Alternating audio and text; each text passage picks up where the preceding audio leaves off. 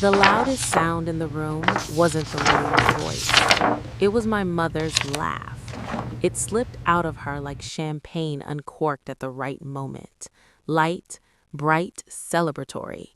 My father joined in a second later, the kind of satisfied chuckle a man makes when a long-term investment finally matures.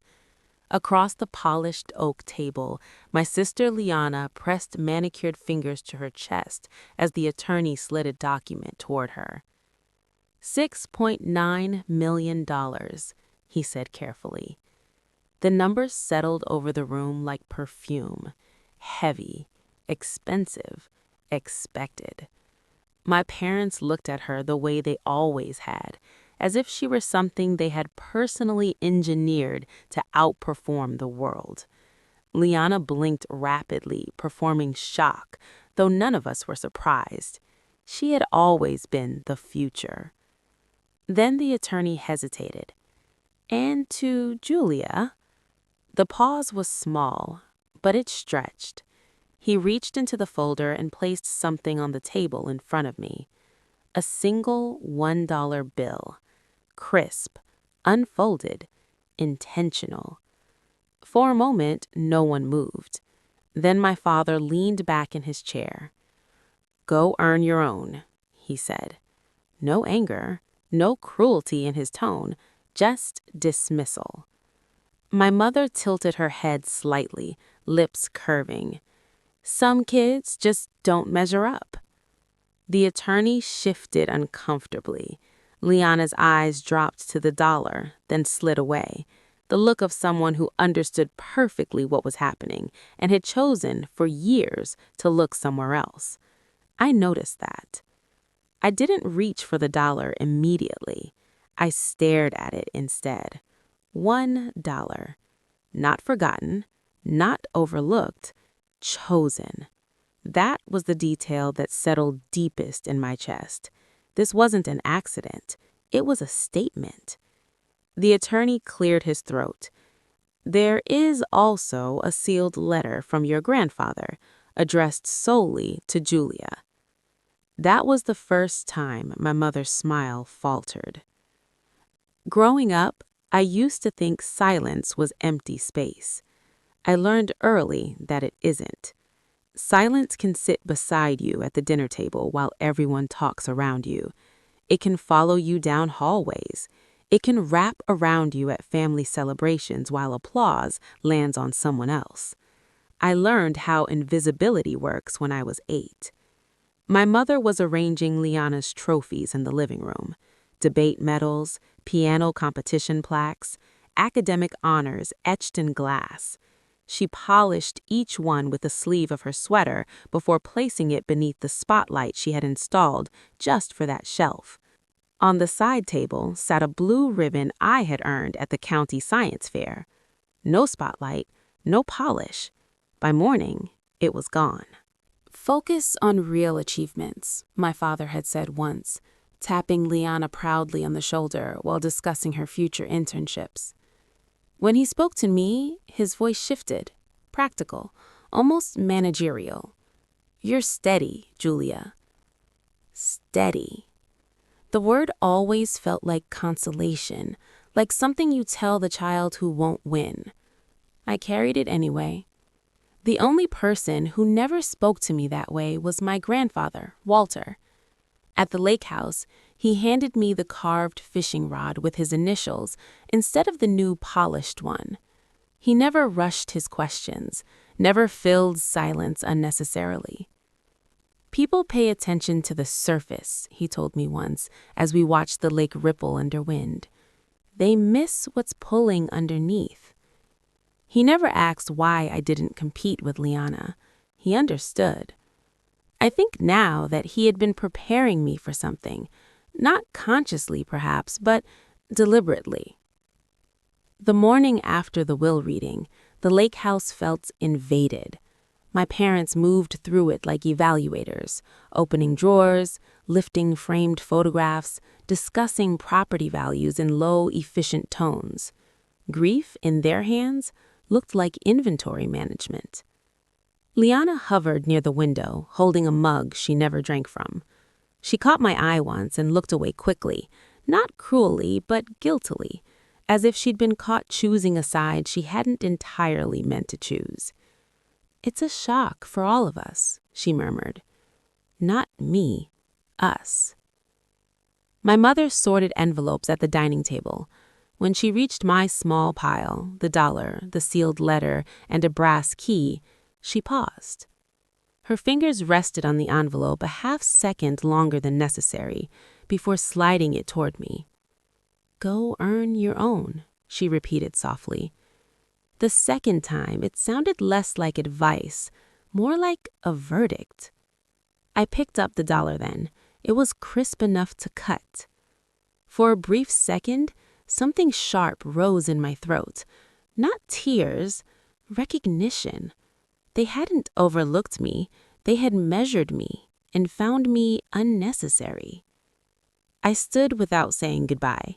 No dramatic exit, no slammed doors, just the quiet click of the latch as I stepped into the cold air outside.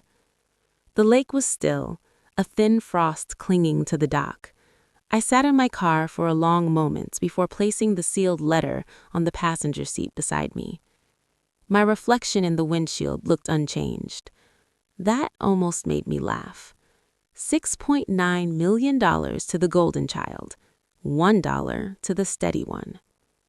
I started the engine and drove away from the lake house, the gravel crunching beneath the tires. Every mile put distance between me and their narrative. The dollar bill rested on the seat beside the letter, light, mocking, motivating. They believed worth was something granted, something applauded, something displayed in glass cases beneath spotlights. They were wrong about one thing. I'd been watching my whole life, and I knew exactly where to start looking. I didn't open the letter right away. Instead, I checked into the small roadside inn about 15 minutes from the lake house, the same one my grandfather used to stop at when we needed hot chocolate after long mornings on the dock. The owner, Rosa, recognized my last name, but didn't attach curiosity to it. She simply handed me a brass room key and said, "Let me know if you need anything." I appreciated the absence of performance. Inside the room, the walls were plain, the carpet worn, the air faintly scented with detergent and pine cleaner. No trophies, no expectations, just 4 quiet walls. I placed the dollar bill on the desk. Then I opened the letter. "Julia, if you're reading this, it means you saw what they wanted you to see. Start where the truth was first bent." In the envelope were 3 things: a short column of numbers written in his neat handwriting, a small brass key, and one final sentence beneath the numbers. "You've always known how to look." No comfort, no apology, no explanation, just direction. I stared at the numbers for a long time. My first emotion wasn't clarity. It was something closer to grief. The sharp, clean kind that comes when you finally understand what someone was trying to protect you from and realize they'd been trying for years. He had known, not just suspected, known. I let myself feel that for a moment. Then I opened my laptop. The first sequence aligned with quarterly filings from 8 years ago, around the time my grandfather began stepping back from daily operations. The second grouping corresponded with advisory memos issued under my father's legal oversight. I cross-referenced payment records. Then I saw it. A series of transactions rounded just below federal review thresholds. Not once, repeatedly, always under the same shell entity, a consulting firm my father had once recommended during a board transition. I leaned back slowly in the chair. On paper, it was harmless: strategic restructuring, tax positioning, asset buffering. But the pattern told a different story. Control diluted in small increments, voting shares redistributed through advisory mechanisms. Influence shifted quietly, quarter by quarter. not theft, something smarter, something patient. The dollar bill sat under the lamp, illuminated like evidence. Go earn your own. I almost smiled. They had never asked what I was capable of earning. They had only decided what I deserved. I kept digging. Archived board minutes, public filings, advisory notes signed in my father's phrasing, precise, confident, reassuring. My mother's signature appeared on oversight approvals she had once described at dinner as routine housekeeping. Housekeeping. That word echoed. By 2 in the morning, the structure was visible. My grandfather's authority hadn't been stripped outright. It had been guided into dependence. Recommendations framed as protection gradually became control. If you moved slowly enough, no one noticed the shift, except someone trained to watch for it. I closed my laptop and stared at the ceiling. The question wasn't whether the documentation was enough. My grandfather wouldn't have left a trail unless the trail was complete. The question was whether I was ready to follow it to its end. Knowing the end meant choosing between preserving what remained of the family as I'd always known it and exposing what the family had actually become. I sat with that for a long time. I thought of the blue ribbon, the polished shelf, the way Liana's name had always filled the room while mine had been used to signal the end of a sentence. I thought of my grandfather's hand resting against that cabinet before he left a room, a habit, an intention. Then I picked up the brass key. There was only one lock it could belong to, the cabinet beneath my grandfather's desk at the lake house study. The next evening I drove back. Their cars were still in the gravel driveway. Lights glowed in the living room. Voices drifted through the open window. Numbers again. Projections, speculation about asset consolidation. They were already rearranging a future they assumed was secured. I entered through the side door and moved down the hallway without announcing myself. The study smelled like cedar and old paper. The desk lamp passed a familiar circle of gold light across the surface. I knelt and inserted the key into the cabinet lock. It turned smoothly. Inside were thin binders labeled only by year, a digital recording device, a stack of printed emails, and another envelope with my name written in my grandfather's hand. My pulse remained steady. My hands, I noticed, did not. I opened the first binder. Every page confirmed the structure I traced at the inn, advisory recommendations that positioned my father as necessary intermediary, financial adjustments that appeared protective while incrementally shifting leverage. I took photos of each page and uploaded them to a secure drive, then backed them up again. In the corner of the room, something small caught my eye, a camera embedded discreetly in the bookshelf frame, nearly invisible. Understanding settled over me slowly. My grandfather hadn't relied on accusation.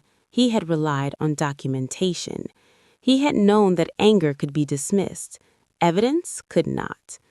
Truth is only powerful when it's undeniable. From the hallway, my mother's voice drifted in. Julia won't involve herself. She never had the mind for complex matters. My father chuckled. She'll inherit the dollar and be grateful for the lesson. The sound didn't sting. It clarified. They believed silence meant incapacity. They mistook restraint for absence.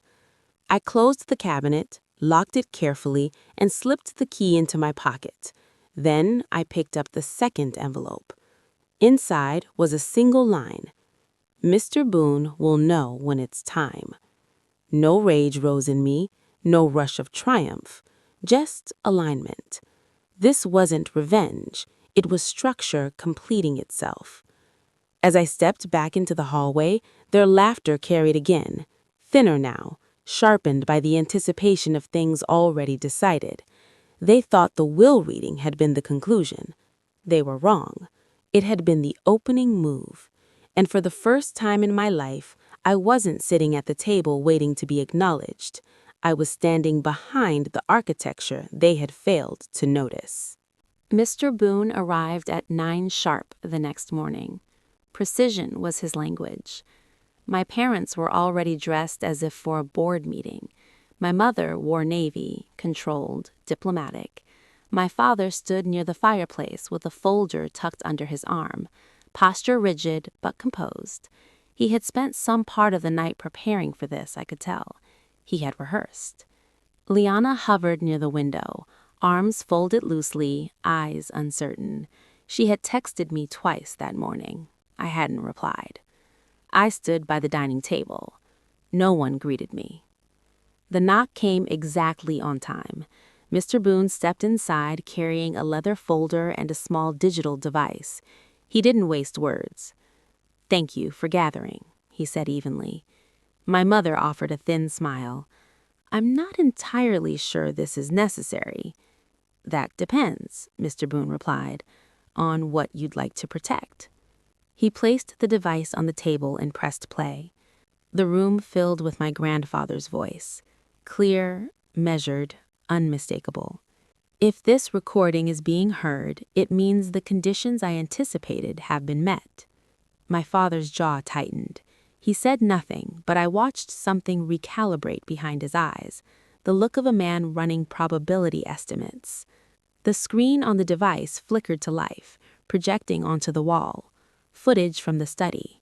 My parents moving through drawers, sorting documents, discussing asset restructuring before the estate had even settled. Their words carried plainly. "We can redirect control once the foundation is consolidated. Julia won't question it." "Mrs. Hartman?" Mr. Boone raised one hand, not unkindly. "The footage is timestamped. The legal team has reviewed it." Another clip began. Spreadsheets appeared on screen, transactions highlighted, rounded payments consistently positioned just below federal audit thresholds, advisory memos signed by my father, oversight confirmations bearing my mother's signature. Silence thickened. My father's composure held, but only barely. His hands, I noticed, had gone very still. "I want to consult our attorney," he said. "You're welcome to," Mr. Boone replied. "That right is preserved under Clause 9. However, a formal consult triggers an automatic review period, during which all asset transfers are frozen." My father absorbed that.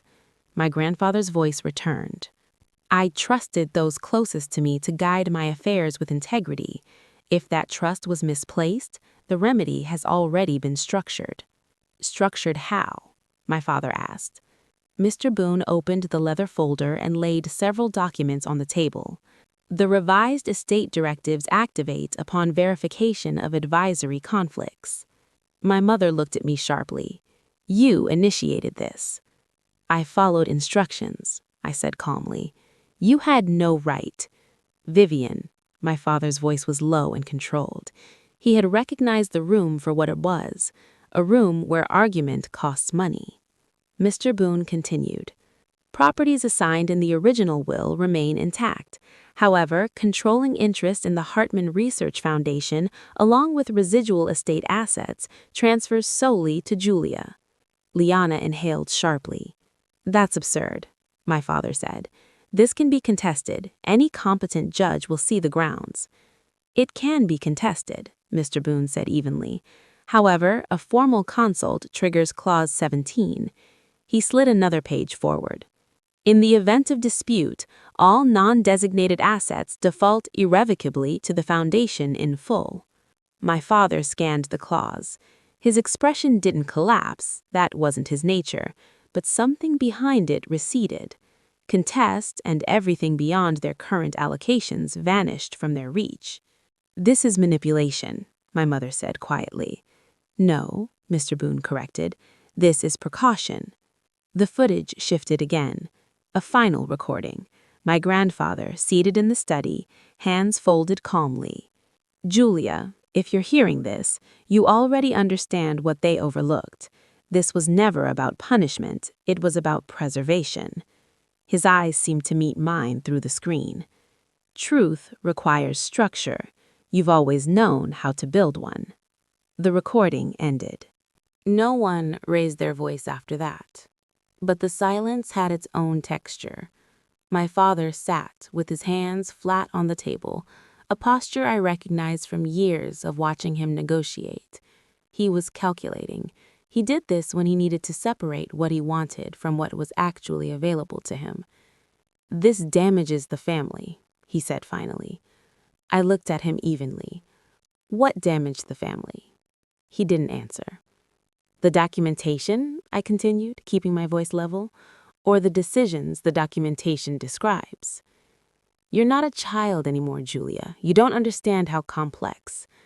"I understand thresholds," I said. "I understand incremental leverage. I understand how influence moves when no one's watching." The muscle along his jaw worked. "This isn't what Walter would have wanted."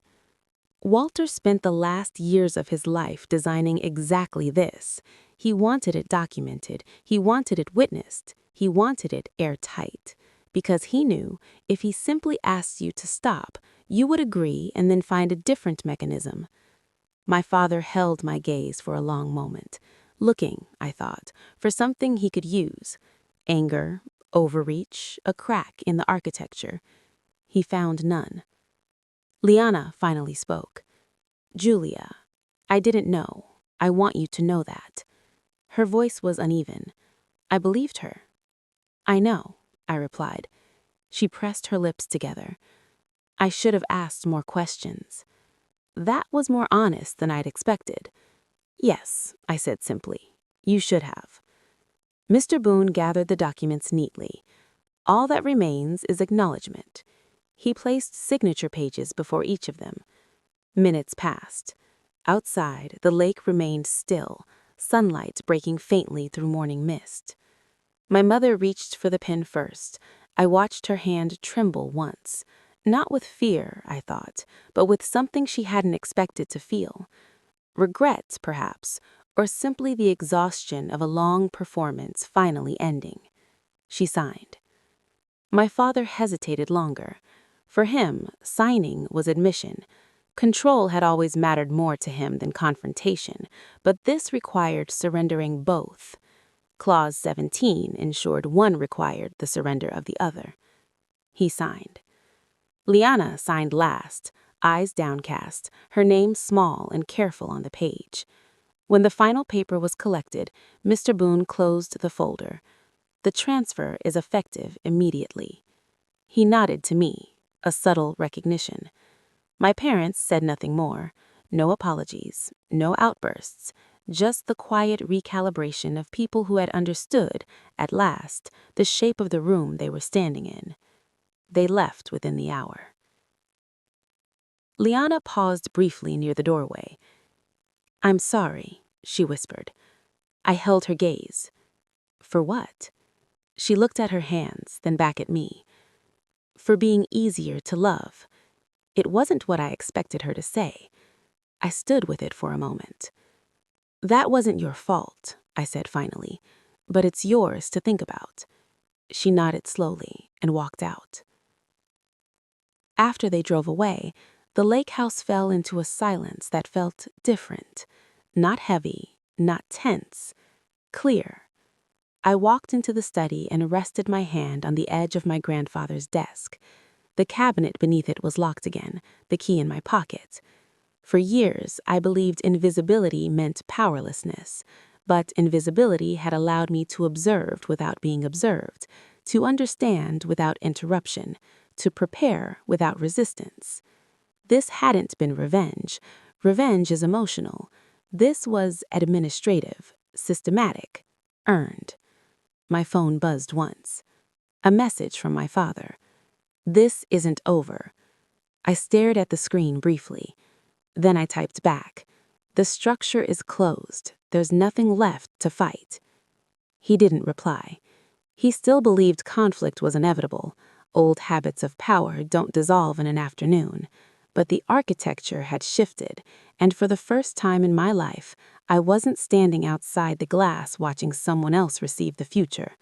I was holding the blueprint. Power doesn't explode. It settles. Within a week, the shift became visible in ways no one announced but everyone felt. Emails that once went to my father began landing in my inbox.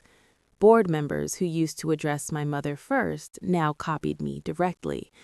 Advisors adjusted their tone from explanatory to consultative. Respect is astonishingly adaptable.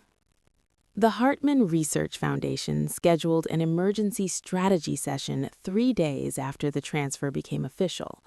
I arrived early, reviewing financial summaries in the glass-walled conference room overlooking the city. The skyline reflected faintly against the polished table, layered, complex, quiet. When the directors entered, their posture carried a new kind of attentiveness. "Julia," the senior analyst began, "we'd like clarification on funding priorities." Clarity. That was the word missing for years. We projected the previous 5-year allocation model onto the screen. On the surface, it looked conservative, responsible, cautious growth. But the deeper breakdown revealed something else. Research initiatives repeatedly delayed while liquidity reserves expanded. Security disguised as stewardship. "Restore the biomedical grant cycle immediately," I said. "Reinstate the renewable energy pilot. Freeze non-essential reserve accumulation." A few brows lifted. One of the directors, a man named Caraway who had worked with my father for a decade, cleared his throat. "Full reinstatement may require a board vote. The procedural authority transferred with the estate directive," I said. "I've reviewed the bylaws. This falls within executive chair discretion." Caraway opened his mouth, then closed it. "I'm not looking to move fast for its own sake. I'm looking to move correctly. If anyone sees a structural reason these programs should remain frozen, I'm listening. That's a conversation worth having." Silence, then nods. Careful ones, but genuine. Not resistance, alignment. By the end of the meeting, 3 stalled programs were back on schedule, 2 international partnerships were reopened, a press release was drafted highlighting renewed commitments rather than defensive positioning. Momentum replaced caution. That evening, my mother called. I let it ring once before answering. "We need to talk," she said. Her tone was measured, stripped of condescension, but not entirely free of it. The performance had been adjusted, not abandoned. "We're talking now." A breath on the other end. "You've made your point." It wasn't a point. It was structure activating. Silence.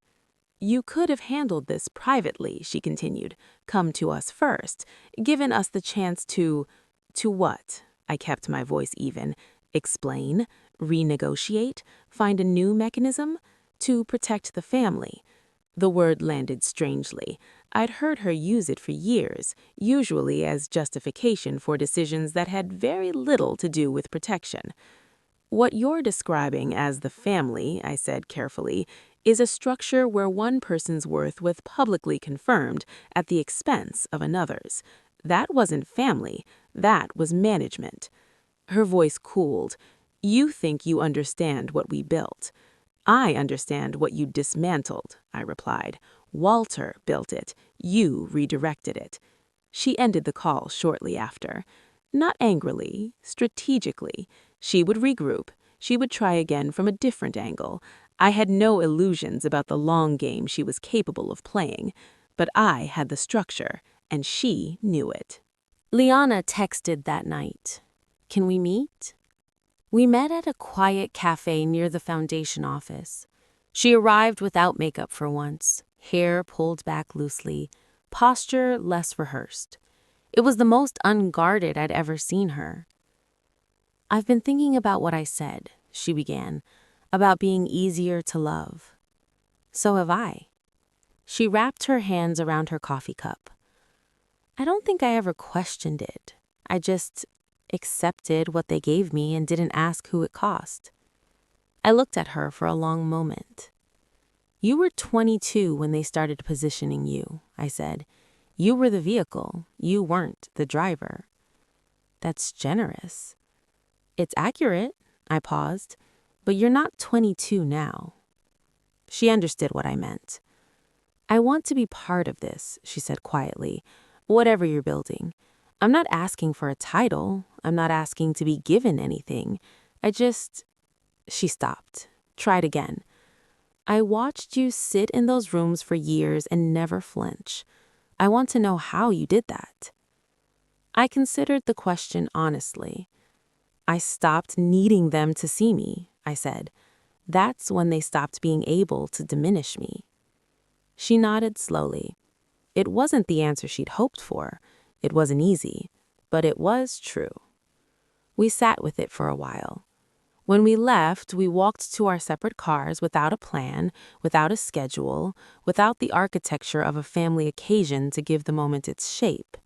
Just two people who had grown up in the same house and were only now, finally, beginning to see each other.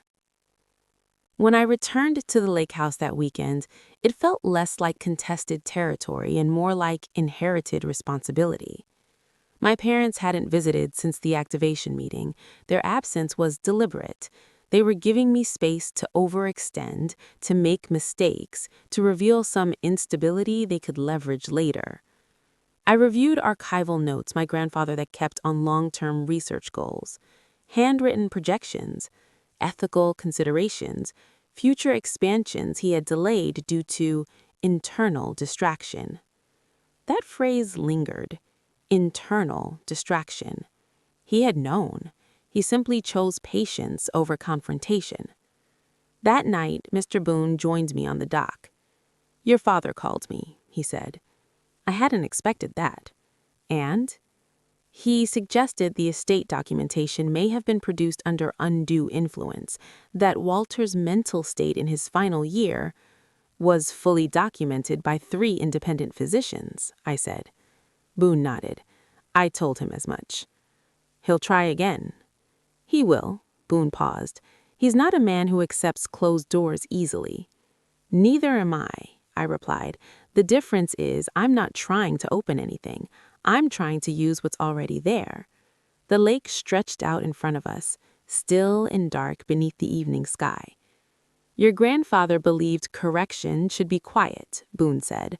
Public spectacle weakens foundations. I'm not interested in spectacle. I know. He allowed himself a faint smile. He chose well, he said simply. I didn't answer. I watched the water shift subtly under a breeze. This wasn't victory. It was recalibration.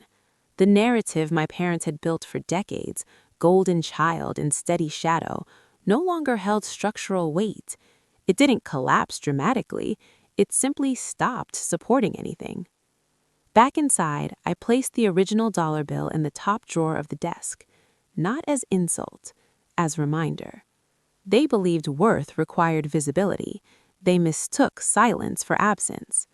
But silence had been my advantage, and now, with the system aligned and the foundation steady beneath my hands, I understood something fully for the first time.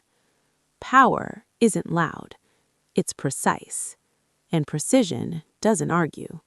It adjusts. Winter arrived without ceremony. The Foundation's annual gala fell in early December, hosted in a restored museum downtown. High ceilings, glass chandeliers, curated lighting designed to make donors feel historic. The invitation listed my name as executive chair. For years, that title had hovered near my father's. Now it rested beside mine. I arrived alone. The room shifted almost imperceptibly when I stepped inside. Conversations didn't stop, but they recalibrated. A few board members approached first, then a biotech partner, then a journalist asking about the reinstated renewable initiative. Impact had already begun speaking. My parents arrived 20 minutes later. My mother wore silver. My father wore composure. Liana walked between them, not ahead. She caught my eye across the room and gave a small nod, something between acknowledgement and apology. I nodded back. Subtle things matter. Throughout the evening, I watched how attention moved. People addressed me directly about strategy, long-term projections, international expansion. My father stood close enough to remain relevant, but far enough to avoid correction. Power rarely humiliates. It reorganizes. Near the balcony, overlooking the city lights, my father finally approached me alone. He had chosen his moment carefully. The crowd was thin, the music low. He wanted witnesses at a distance. "You've made adjustments quickly," he said. "Yes. You could have phased them, consulted more broadly. There are people in that room who have worked with this foundation longer than you've been aware of it." "And now they report to me," I said, not unkindly. "I've met with each of them individually. I've read their files. I know the history." He studied my face, searching for something: anger, satisfaction, the need for acknowledgement. He found none. "You think this is settled," he said. "I think the structure is settled. What we do inside it is still being written." He paused. "I'm not your enemy, Julia." I turned slightly, meeting his gaze. "I know that," I said. "I've never believed you wanted to harm me specifically. I just wasn't useful to you in the way Liana was. That's different from cruelty. It's closer to indifference." He was quiet for a moment. "That's a hard thing to say to a father." "Yes," I replied.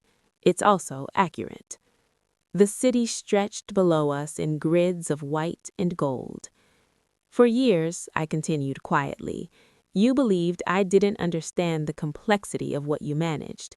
I watched you protect that assumption very carefully. It was easier to revise it."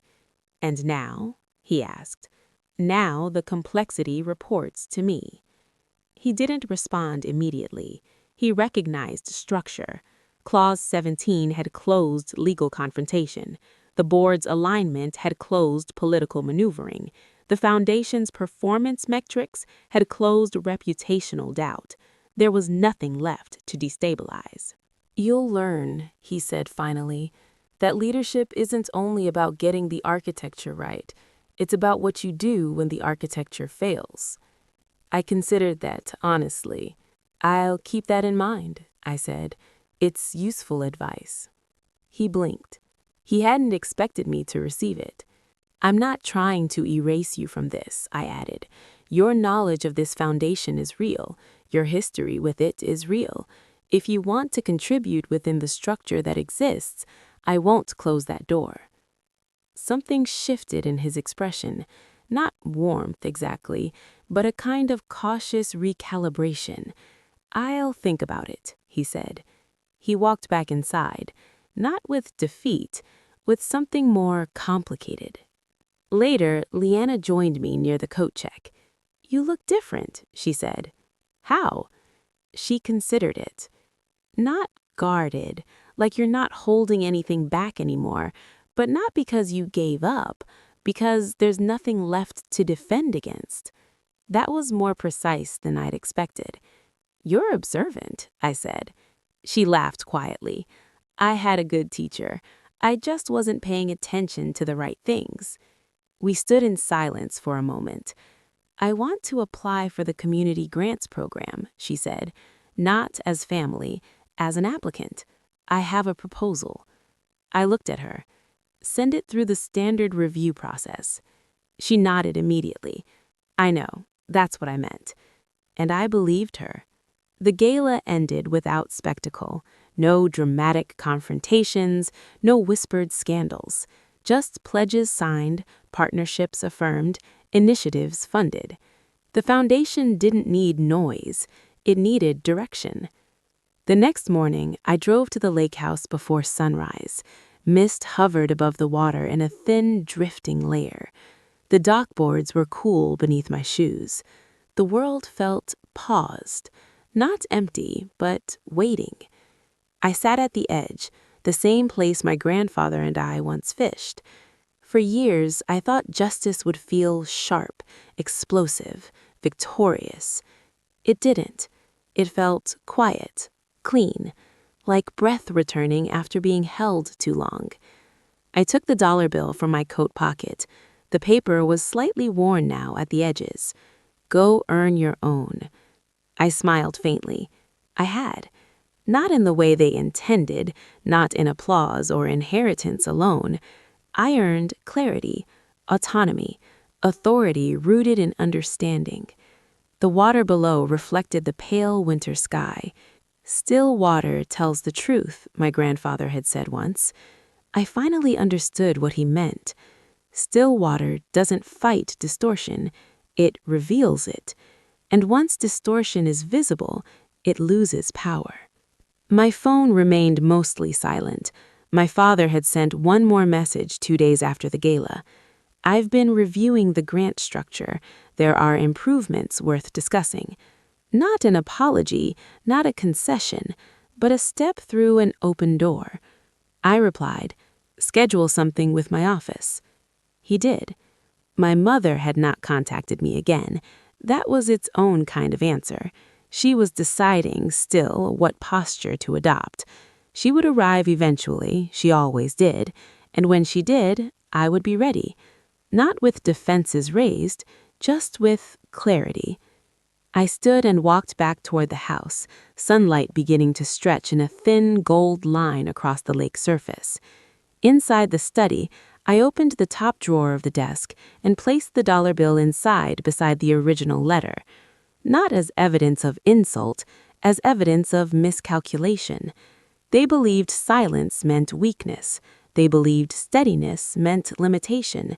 They believed invisibility meant absence. They were wrong. Silence had given me room to observe. Steadiness had given me endurance. Invisibility had given me perspective. I closed the drawer gently. The lake house no longer felt like a battleground. It felt like inheritance in its truest form. Not wealth, but responsibility. Not revenge, but restoration. As I stepped back onto the dock one last time, the mist began to lift fully from the surface of the water. Clear. Unobstructed. For the first time in my life, I wasn't waiting to be acknowledged. I wasn't reacting. I wasn't proving. I was simply standing where I belonged. And the quiet, this time, belonged to me.